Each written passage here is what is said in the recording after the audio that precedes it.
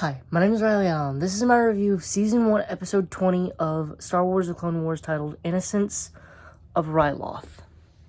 So, we start off the plan with Obi-Wan trying to start the ground invasion to, lead up for Mace Windu to join the party. So, he's going in with, an elite squad, or his best of the best men, I suppose. Only problem is, they got a tactical droid in command, so he sends probe droids and, figures out the plan. The tactical droid also plans to use the Twi'leks as human shields. The clones and Jedi have initial success by destroying 2 bunkers and getting into the city itself. 2 clones, Waxer and Boyle. This is kind of an odd episode, because we've never met Waxer and Boyle before, but this is distinctly their episode. It's kind of weird. I don't think they become too major of characters either,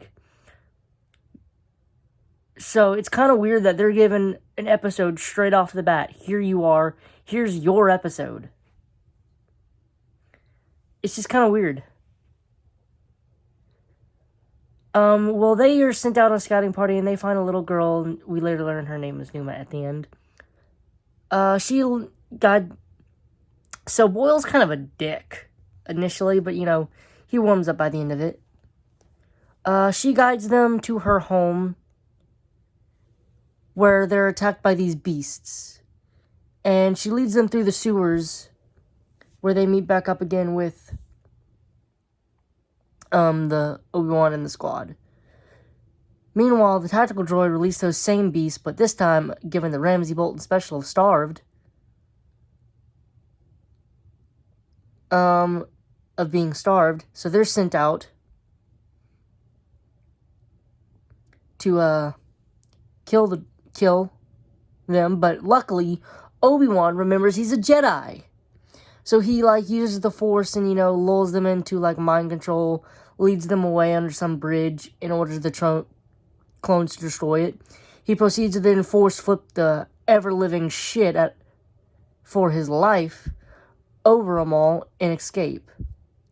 This is a rare case of Obi-Wan remembering, oh shit, I'm a Jedi, I have the Force, I should probably use that.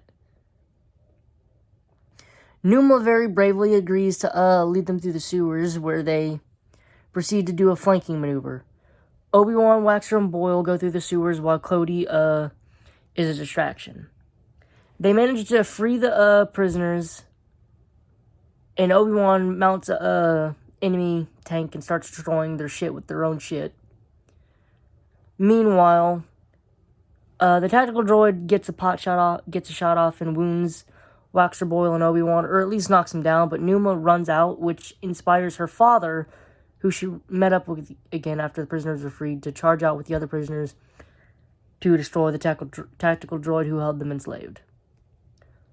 It ends with, them walking off to further free the planet, and Numa waving them by saying, Nera, Nera.